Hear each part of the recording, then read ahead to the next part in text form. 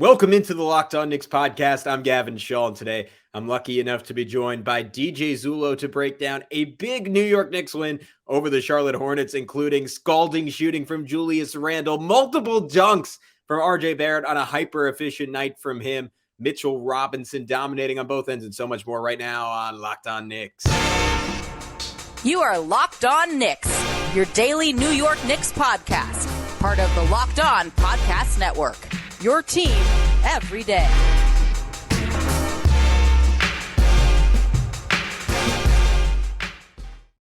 You are Locked On Knicks, and today's episode is brought to you by BetOnline. BetOnline now has you covered more props, odds, and lines than ever before. BetOnline is where the game starts. And I'm Gavin Schall, a play-by-play broadcaster, favorite play-by-play broadcaster's favorite play-by-play broadcaster. My co-host is normally Alex Wolf, but he is wrapping up a fantastic vacation. He will be back with us on our next pod, I think. But luckily, I got a good replacement in mind. DJ Zullo, who runs the Craft NBA YouTube channel. Go check out his work there. One of the best in the game at breaking down the game. Uses a whole bunch of clips. It has made me, I'll say this much, a smarter basketball fan. So without further ado, let's get into it right now with DJ. All right, guys, as promised, we are joined by DJ Zullo. If you're not watching on YouTube, you can throw him a follow on Twitter at @Zullo. That's Zullo. And check out his YouTube channel, the Craft NBA. Just type in Craft NBA, or you can find it on his Twitter account where he does player breakdowns. DJ, I hope I got that all right. But thanks so much for joining me, man. Yeah. Second time in a month. Pleasure to have you back. Yeah, and certainly a different outcome. I was on when that Nets blowout loss. So this was a clean, fun, dominant, easy, pleasant win. So happy to be here on this occasion for sure.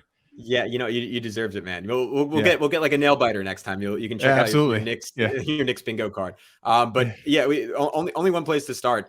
Incredible nights for Julius Randle and RJ Barrett as that duo combines for 59 points. Julius 33 and 7, 9 of 21 from the field, 4 for 10 from 3, 11 of 14 from the line. But DJ, I want to start with RJ Barrett because this was certainly one of his best performances on the season. 26 points, 7 rebounds, 4 assists, 9 of 18 from the field, 7 of 8 from the charity stripe, did go 1 for 3 from 3-point range. And look, the Hornets are kind of built to be a get-well opponent for RJ. But I don't know about you. To me, athletically, he looked at a different level than at any other point this season. I think he finished with 2, maybe 3 dunks, had about 4 or 5 layups, and was just getting more separation. And granted, part of that was Charlotte's defense, but more separation than I've seen him get this entire year. Yeah, he had 3 dunks, as you mentioned, and that's certainly an unusual occurrence for him. Started off 0 for 4, and it had the makings of another inefficient, struggling night where we're going to have to come on here and talk about another rough outing. And then he had that and 1 dunk in the first quarter, and that lifted him. I think he made 8 for. I think he went 8 for 8 after that.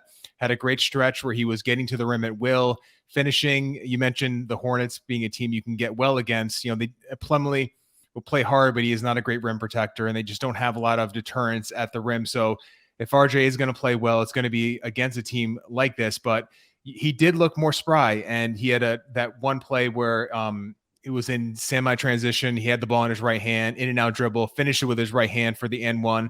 It was those moves that he would bring out last year that I think gave us a lot of optimism that he was going to come into this year and make that next step. So to see him put those things together and then, of course, get to the line a bunch of times, which he's been doing of late, and making his free throws. I mean, he's going to be I think he's pushing 80% at this point now. So his free throw rate is right in line where it was last year. He's making them.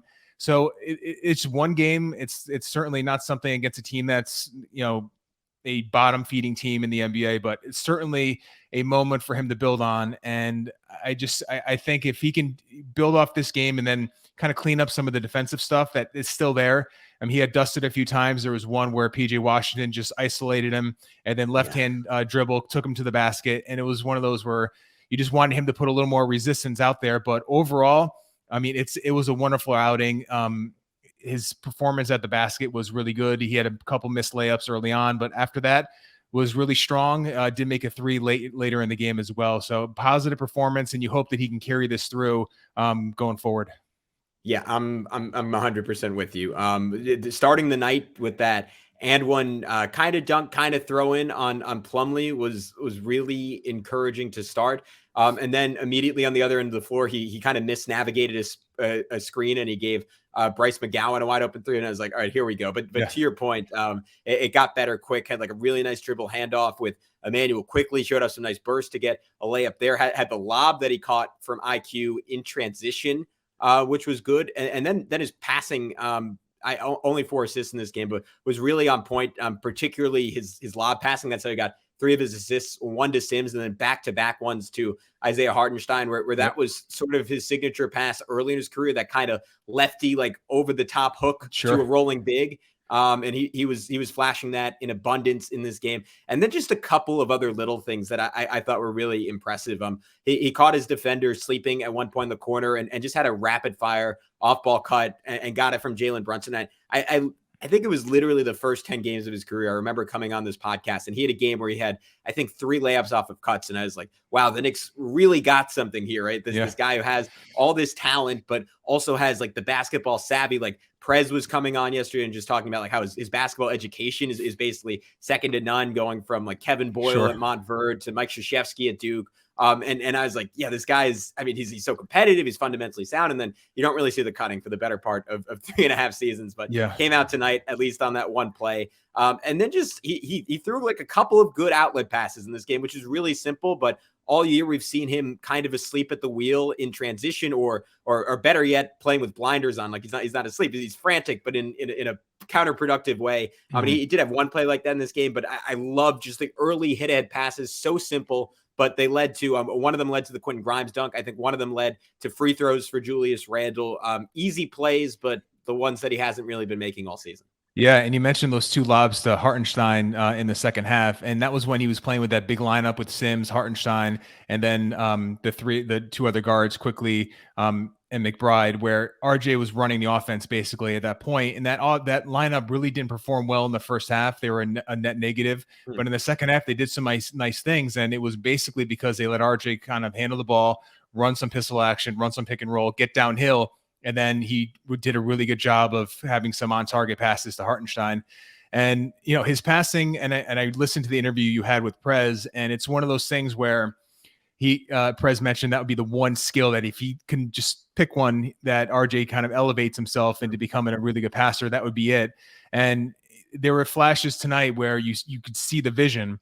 And it's, again, one game. We'll see where we go from here, but he needs to be able to at least make those simple plays. And then if he gets to a point where he's making high level reads, where he's seeing things before the defense even knows what's happening, then we have like a potential star player down the line.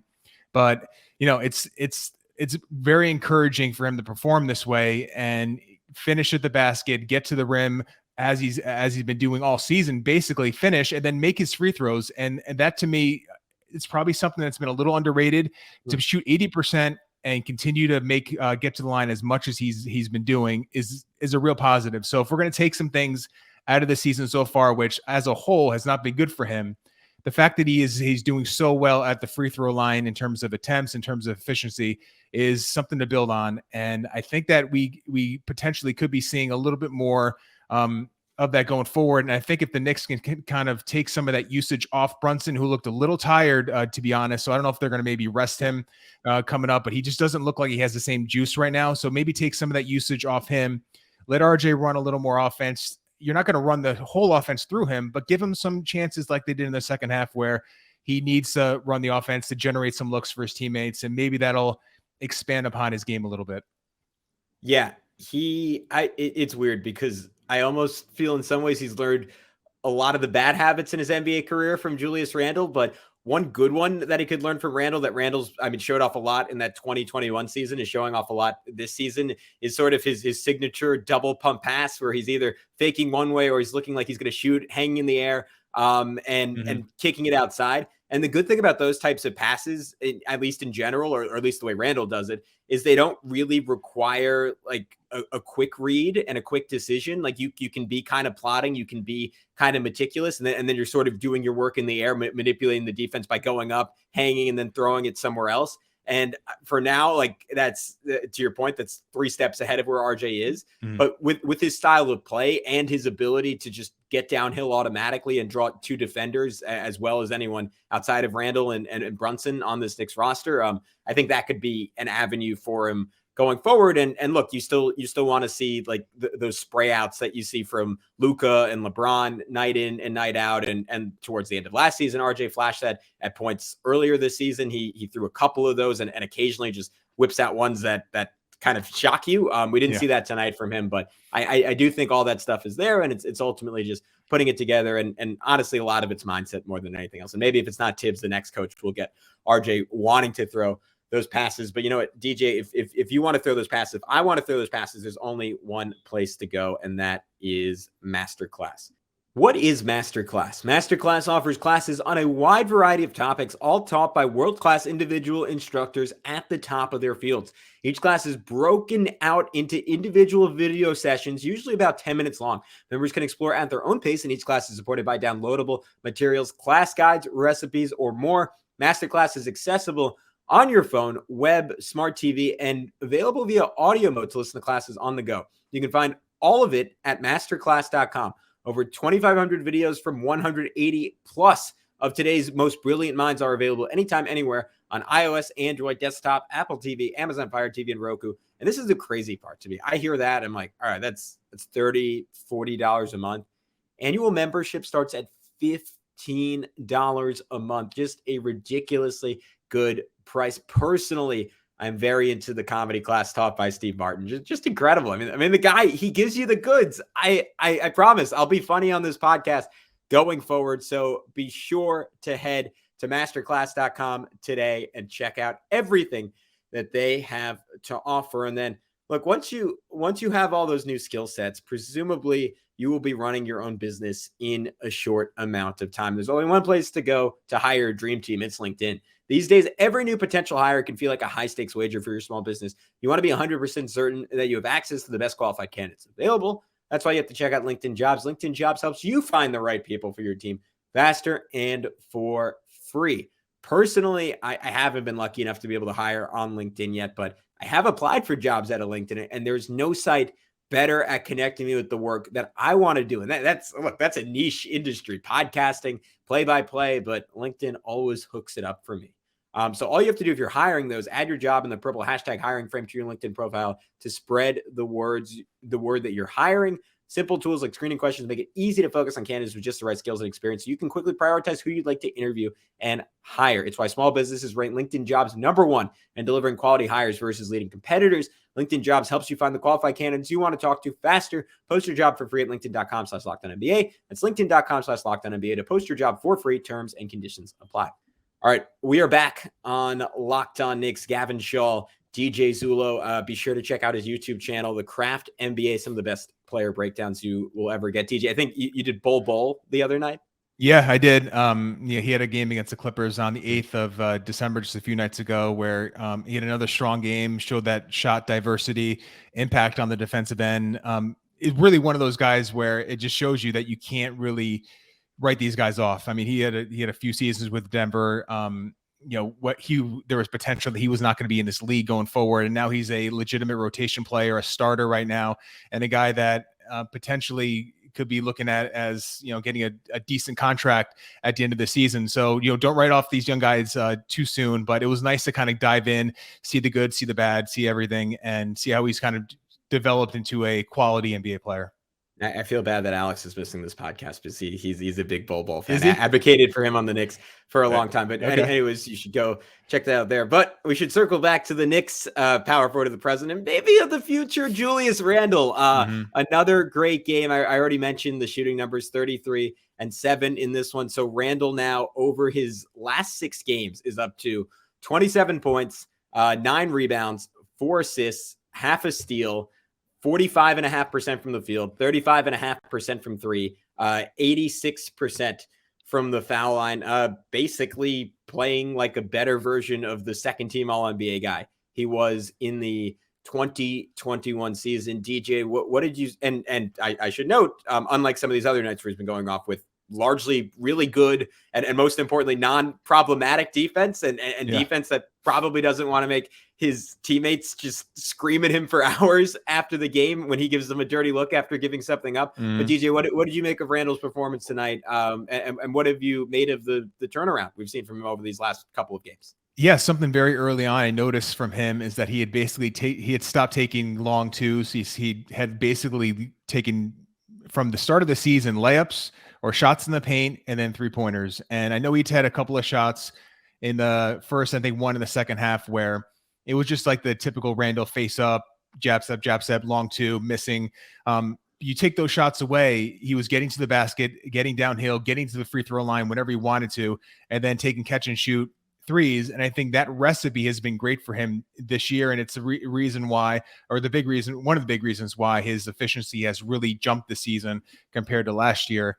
And I think he deserves credit for that. I know that the defensive stuff has been in and out and mostly bad this year, but the fact that he has really taken to heart, what a good shot in the NBA is. And for him, he's really tough to stop when he's getting downhill, and he's a pretty good shooter. So if you take those elements and you eliminate all the inefficient, turnaround fadeaway shots from, anything outside 12 feet in that 12 to 24 or 23 foot range, and you eliminate those shots and you're just taking threes and you're taking layups and you're getting to the line a bunch, then that's the recipe for an efficient offensive player.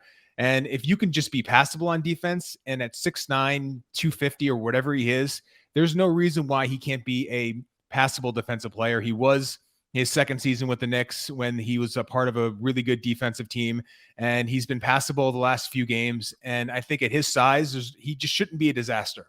If you're a disaster in the NBA defensively, it's usually because you're really small and you get hunted on defense in the pick and roll scenario. But for him to be bad on defense is just him not trying. So if he can just meet the level of just being a decent defender, and then you combine that with an offensive player that is just taking really good shots now, and that's been the case since the beginning, like since the jump, he's been taking really effective NBA shots, and he's doing that consistently, and now he's making them at a pretty decent level.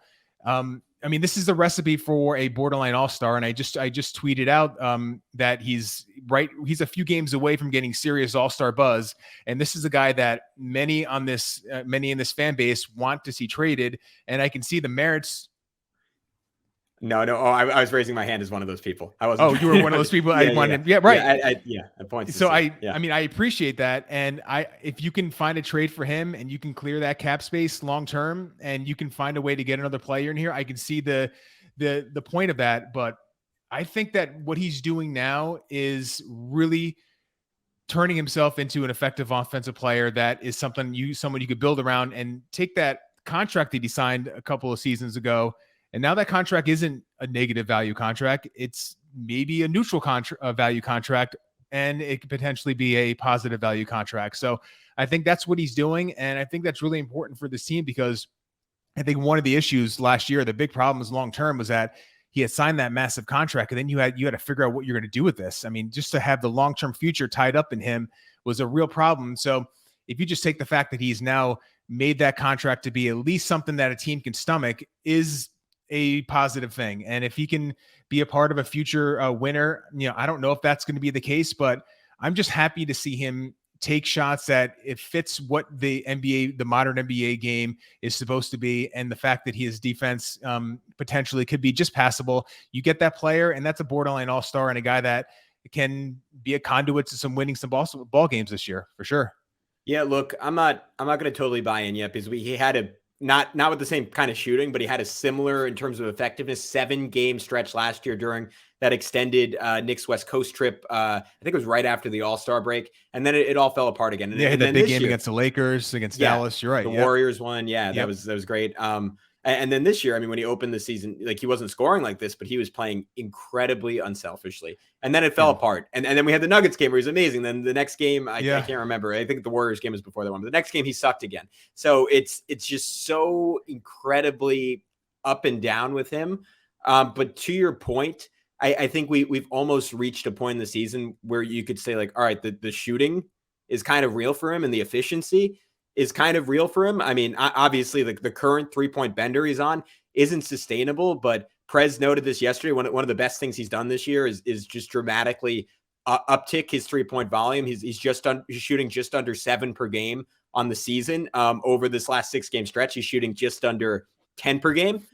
We noted he's been electric these last 6 games over the course of the season, shooting 46% from the field. He is at 79% from the free throw line and just under 34% from 3. And I don't believe that's including tonight's stats. So, right, he probably should be up to 34% from 3. And look, we've said from the get-go with him, if he hits that number on high volume, that is fantastic for him. And it just creates driving lanes for him that otherwise wouldn't be there. And the ability, as we saw tonight, to just be a bull in a china shop. And I mean, man, that is my favorite version of Julius Randle. And you combine that with improved patience under the basket. Like he had a play where he was surrounded by 3 defenders and he pivoted, pumped, pumped one more time, and then finally laid it in. And you look at someone who, to your point, it can shoot from distance, is just a force with his physicality and his high level touch and skill and footwork around the rim. Like as much as there are things that he does every night, tonight not really, but pretty much every night, that are I think are utterly counterproductive and occasionally toxic for team morale. You cannot take away that is an excellent offensive player. And Ariel noted this, but with this new lineup, they have also been using him as a switch defender much more, which, DJ, you can expand on this if you want, but that's an area where he's never really been weak. And I think there is something to the idea. I think I said this 2 podcast episodes ago about just challenging his manhood in a way and not leaving him in a drop situation where it's like he could, like, it's kind of ambiguous and he could blame someone else. Like in a switch, like you have a guard has you on an island, like either you're going to stop him or you're probably going to get embarrassed. And I think that brings the best out of Julius. And on that end of the floor, talent in terms of foot speed and strength obviously is not an issue. It is merely focus and interest. Yeah, he's always been good on the perimeter, and it's when he really locks in, as you mentioned. And I think it's something to the fact that he's, to your point, where he's being put in these situations as a switch defender where he can't just lag on defense. And I think maybe you can relate that a little bit to what Thibodeau did a little bit in the second half with RJ, letting him run the offense a little bit. Where if you want to see him make these passing reads, then maybe put the ball in his hands a little more and force that issue where. For RJ, he's been mostly a floor spacer since that's his second season, to where he really hasn't had a ton of on-ball reps where he is running the offense when he's been paired with Julius Randle. So when he's not, allow him to run the offense a little more. And then for Randle, if he's going to be a switch defender, he's going to at least give effort. And it's one of his best skills is that he's got great feet. He's huge. He's wide, and he's just really tough to get around. So that's definitely using one of his few strengths on the defensive end and putting the spotlight on that and highlighting that a little bit. So, good work for Thibodeau to maybe do that a little bit more. I want to see more of that. And, it's for me, the confidence I have for Julius going forward is that even when he's had bad stretches, and he's had some this year, it hasn't been because he's started to take those like really bad mid-range inefficient shots. He's been taking the right shots since the start of the season. So I don't expect that. I think that's pretty much what he's going to be doing the rest of the season. I don't see any reason why he would start taking those inefficient looks again this season. So if you're going to take a player that's going to take the right shots, then if you can just clean up a little bit that defensive stuff, then he's going to be a positive player. And then you just have to figure out if that positive player has enough trade value to where you want to get something for him of value and reset your roster a little bit. That's certainly a conversation I think the front office is having. And it's one you probably couldn't have had if he was performing poorly, because at that point you're just worried about what are you attaching to him to get rid of him. And the Knicks they're really just not apt to do that. So the fact that he's been performing well gives the organization a little more option to decide what you want to do long-term. Yeah, I mean, for everything that has gone wrong for the Knicks this year, I mean, it's hard not to say that is an obvious bright spot. Just the fact that he is tradable, and to your point, that's on the table. And because for a while it felt like kind of a hostage situation. They were painted into a corner with this guy. And look, Alex and I were on them to trade him all offseason. We came on this pod and said, look, if you got to attach a pick, especially with the way Obi was playing earlier this year, just do it. Things to have clearly changed. And, Yeah. it may be not in the case of Obi, like that is still something they're going to have to figure out. And maybe he should be the one in trade talks and not Emmanuel quickly if they're deciding Julius Randle is a long-term piece in terms of the contract implications there. But only time will tell how that settles itself. But if you want to bet on Julius Randle's continued success, there's only one place to go. It is BetOnline. BetOnline.net is your number one source for sports betting info, stats, news, and analysis. Get the latest odds and trends for every professional and amateur league out there. From football to basketball to soccer and esports, we've got it all at BetOnline.net. If you love sports podcasts, you can find those at BetOnline as well. We're always the fastest and easiest way to get your sports betting fix. I am looking at the NBA odds for tomorrow. The Clippers are 4.5-point favorites over the Washington Wizards. I am all in on that line. I think Kawhi and Paul George are due for a big game. So head to the website today if you agree with me, or if you don't, and use your mobile device to learn more. BetOnline is where the game starts. All right, third and final segment. We got our answer on how are the Knicks going to handle Obi Toppin's injury. There's a lot of speculation. I'd go so far to use the term is it hubbubaloo? Yeah. Hubbubaloo? I think so. Yeah. Sounds about right. I'm sorry, I shouldn't have. You're the wordsmith, so I'm gonna defer to you. That's generous. We got to get Clyde on here. He would know in a second. There's a lot made out of whether the melodrama of whether or not Cam Reddish would kind of instantaneously work his way back into the Knicks rotation after seemingly being permanently benched. Of course, there was precedent for that situation with Kemba Walker a year ago, and Kemba just dropping 44, 9, and 8 on MSG and telling Tibbs to F off while doing it, essentially. Yeah. I was hoping Cam would get that moment in the sun. That Tibbs doesn't seem ready to risk it again because he, to your point, instead played Jericho Sims and Isaiah Hartenstein together. It didn't really work in the first half, though it did lead to one very fun sequence where Isaiah Hartenstein kind of drove a closeout and tried to throw a slip pass to Sims that ended up at his knees and out of bounds. But that it could have been some fun center to center action. Yeah. But DJ, what did you make of that? What do you think they're going to do going forward? And do you think? I mean, look, tonight it was a blowout that helped. RJ was at 35 minutes. Julius was at 36 minutes. It seems like if they are going to stick with that group, and against some teams, it's probably going to look really ugly. I just think you're going to end up in a world where there are a lot of games where RJ and Julius are going over 40 minutes. Yeah, I think so too. And I tweeted in the first half that I just never wanted to see that lineup again. That's how I thought they played, how poorly they played. But to their credit, in the second half, and thanks to RJ kind of running the offense a little bit, they did play much better, that group. But the problem they have is that if you want to elevate RJ to the 4, then who are you? You're so small because you have 2 wings that have been banished in Fournier and Reddish that you're not playing. So then you're elevating Grimes to your 3 position, and you're just becoming very, very small in that case. So I just don't know if, as I think about it, and after the game, I was just trying to process, all right, what is Thibodeau's options here? And I think that, to your point, maybe this was the team to experiment a little bit with, especially in the second half when the lead was starting to expand a little bit, to see how this lineup could fare.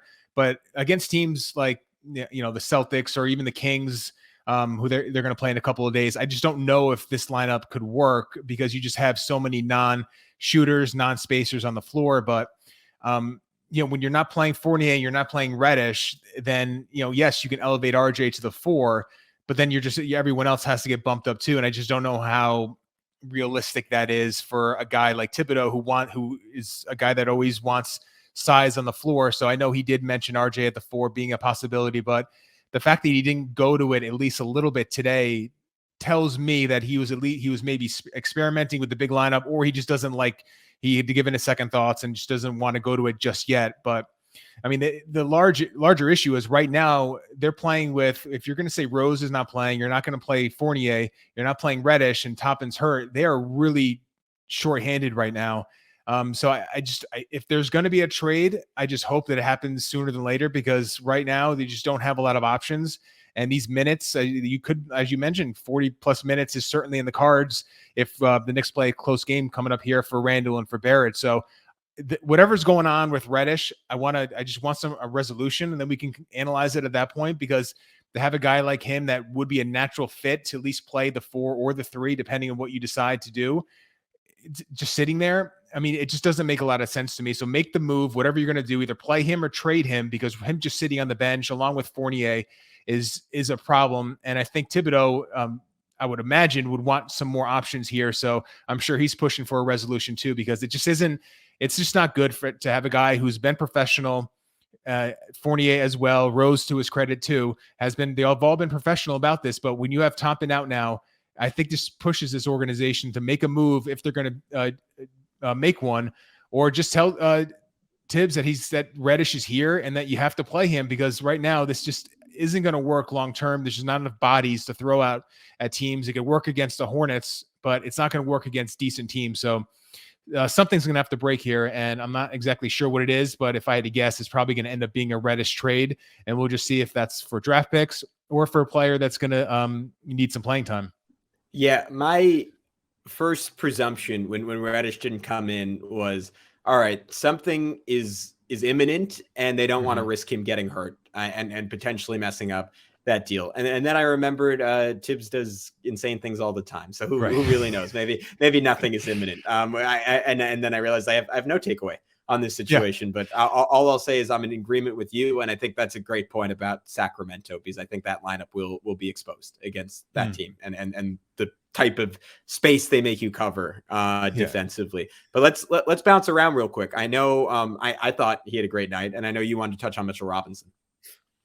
Yeah, he's been great for the last 5 or 6 games, and he's playing like a guy that is firmly in that conversation as being a above average, borderline top 10, top 12 center who's worth every penny that he's being paid. And I know there are still things that he doesn't do that drive a lot of people crazy. And it's something that he's never going to be a guy that's going to make reads out of a short roll. He's never going to be a guy that's going to score outside the paint. But for what he does, I mean, in the first half, especially the first quarter, the Knicks offense was a mess. And the only reason why they were staying afloat was because Mitchell Robinson was generating offensive rebound after offensive rebound.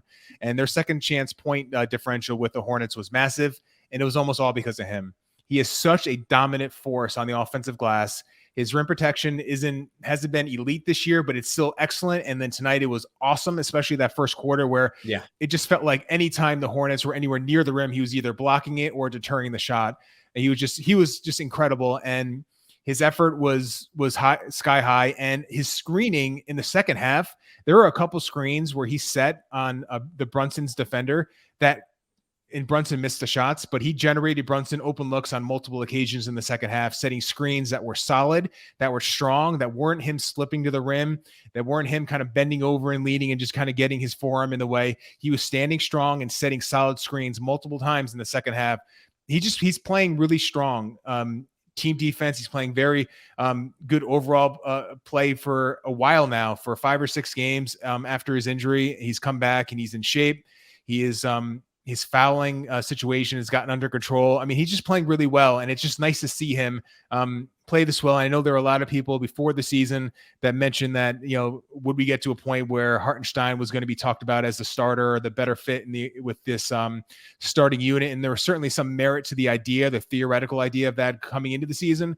But I mean, we're just talking about 2 very different players in terms of how good they are, how impactful they are. I mean, Mitchell Robinson is on a different level than Hartenstein, who is a quality backup center and still I think is going to be worth the money the Knicks are paying him in a value contract. But Mitch is on a different level, and I'm just happy that he's showing that the last handful of games. And I just want him to continue it, because I feel like he's a good kid. He's done so much with his life from where he came from to where he is now to get that contract. And I didn't like the fact that so many people were kind of throwing it in his face that he wasn't worth the money. He is, and he's playing like a borderline top 10 center right now. He is a generational offensive rebounder. He's one of the best in the game, and he just does things that very few players in the league can do. And I just want to see more of it, and I think we will. I think Tibbs has been, for all his faults, has been great for him. And it's been one of the revelations for the Thibodeau era is going to be the fact that he turned Mitchell Robinson into a solid NBA center that can play 25 to 30 minutes. So, yeah, I did want to spend a few minutes on him because I'm just so happy with the way he's playing right now.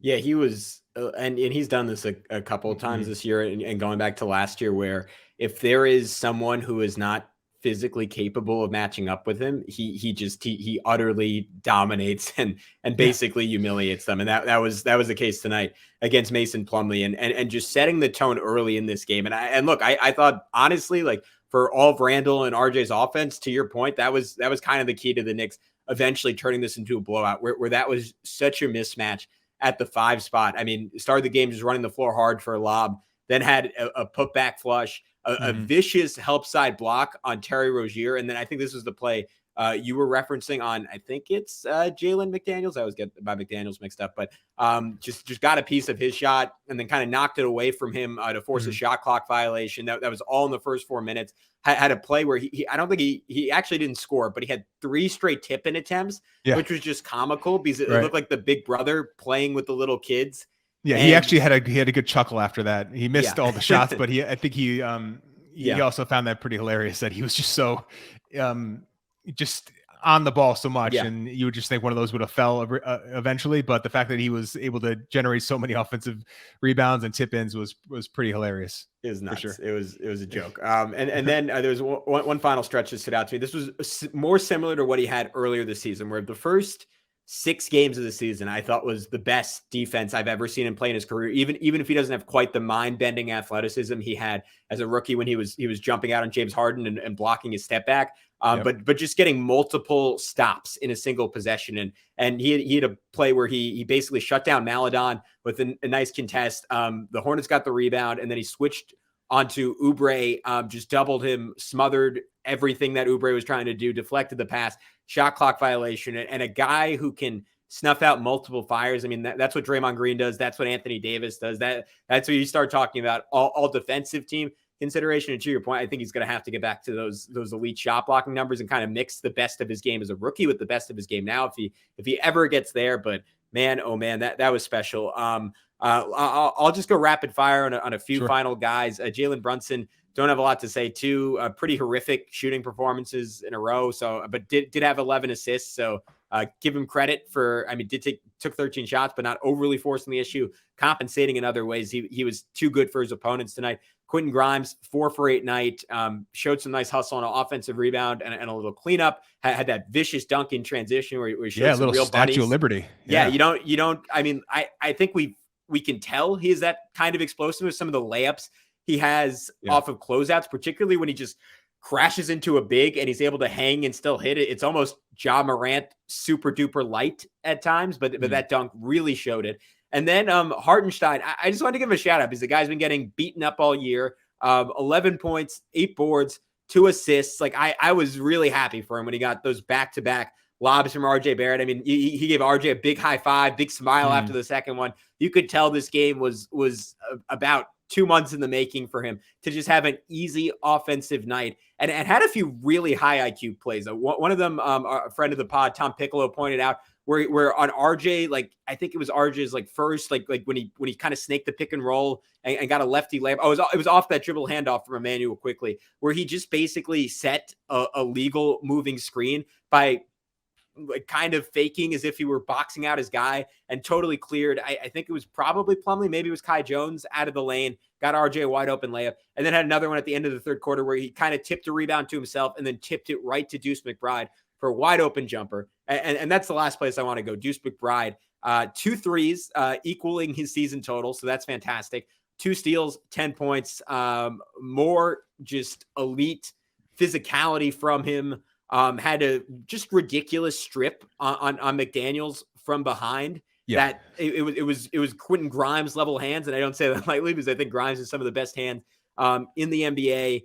We noted the 2 threes, we noted the jumper, just harassing D from the get-go in this one, and it is so obvious that what he does is contagious. A year after being plus 40 per 100 possessions, I noted it last pod. I think he's something like plus 23 per 100 possessions. Only could have gone up tonight, DJ. Yeah, absolutely. And I actually watched a little bit of the Hornets broadcast, and I happened to turn it on when they were talking about McBride defensively, and they just kind of, as an aside, you could tell it was the first look that broadcast team had gotten of him, maybe since he had been in the league.